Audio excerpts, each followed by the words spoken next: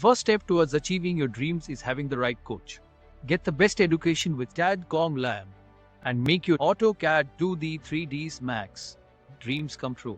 Download the app now. फिर होच-पोच हो जाती है, समझ में नहीं आता। इसीलिए आर्किटेक्चर पार्ट में इसीलिए कॉल आउट्स को यूज़ करा गया है, डिटेल कॉल आउट को यूज़ करा जाता है ताकि आप उनको मार्क करके अलग सेपरेटली शो करा सकें सिस्टमेटिक वे। तो ये इम्पॉर्टेंट है कि आपको उसका एक व्यू, एक क्रॉप व्यू देना पड़ता है।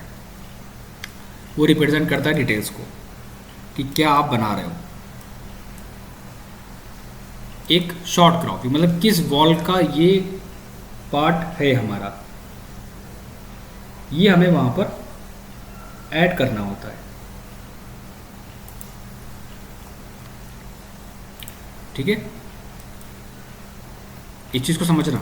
ये जो क्रॉप व्यू है हमारा प्लान का, इस क्रॉप व्यू को हम देते हैं जब हम उसका 4 वॉल्स का एलिवेशंस निकालते हैं। एग्जांपल लेते हैं, पहले समझाते हैं फिर देखो। मैंने इसे कॉपी कर लिया, हमारे पास ऑलमोस्ट सारी चीज़ें आ चुकी हैं।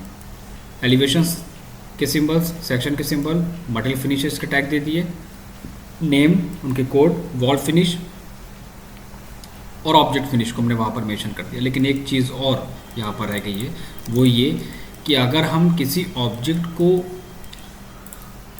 अलग डिटेल्स में हम देना चाहते हैं तो वहाँ पर हमें क्या करना होगा, एक कॉल आउट डिटेल्स को ऐड करना होगा। इसका मतलब क्या होता है, लोगों को थोड़ा सा क्लियर नहीं है कि ये एक मार्किंग कर दी गई है। इस मार्किंग का मतलब होता है कि हम इसकी डिटेल्स, इस पर्टिकुलर ऑब्जेक्ट की डिटेल्स को अलग देंगे। जब कोई इंपॉर्टेंट डिटेल्स होती है, मतलब मुझे लग रहा है कि हमें इस पार्ट की डिटेल्स साइड पे देना पड़ेगी अलग, ठीक है, तो उस कंडीशन में हम कॉल आउट डिटेल का यूज़ करते हैं। और ये डिटेल्स हमारी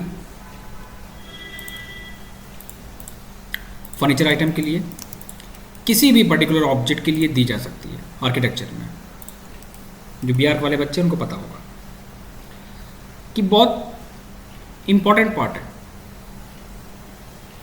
इसका कट सेक्शन देना पड़ेगा हमें। वो डोर का भी हो सकता है, किसी फर्नीचर का भी हो सकता है, वॉल का भी हो सकता है, तो उसको मार्क करा जाता है। अब हम इन दोनों चीज़ों को मार्क कर रहे हैं तो वो समझ जाएगा कि इस ड्राइंग की डिटेल्स हमें कहाँ मिलेगी और इस पार्ट या इस ऑब्जेक्ट की डिटेल्स हमें कहाँ मिलेगी। तो उस ऑब्जेक्ट को पहले मार्किंग करी जाती है, राइट। तो वो चाहे बड़ा ऑब्जेक्ट हो या छोटा ऑब्जेक्ट हो, आपको मार्किंग करना पड़ेगी इस वे में। दोनों पार्ट कंप्लीट करने के बाद फिर बात आती है आपकी क्या, कि आप इसको कॉपी करके बाहर लेके आते हैं और फिर आप इसमें से सारी चीज़ें डिलीट कर देते हैं, क्योंकि हमें सिर्फ एक रेफरेंस चाहिए इसका, बाकी की डिटेल्स हमें कोई भी मतलब नहीं है। सारी डिटेल्स को हटा दो, दिस वन। प्लान क्रिएट करने के बाद फिर बात आती है आपकी किस चीज़ की, इनके एलिवेशंस निकालना। A, B, C, D 4 elevations of wall. Excel enter, V enter, elevations पे काम करना हम लोगों ने सीखा था, ठीक। वही प्रोसेस हम यहाँ पर लेके चलेंगे। अब कुछ चीज़ें हैं, अभी मैं उसको एक्सप्लेन करूँगा। अब हमारे पास देखो 2 एलिवेशंस हैं, ये वॉल हमारे पास आ रही है। इस व्यू को अगर हम यहाँ पर देखेंगे तो ये कुछ हमारा इस तरह शो करेगा, समझो। एक लाइन लो और डिफाइन करो कि क्या हाइट वगैरह लेके चलना चाहते हो। सारे पार्ट डिलीट कर दो, आपके पास क्या आ गया, एक बेसिक डिटेल्स।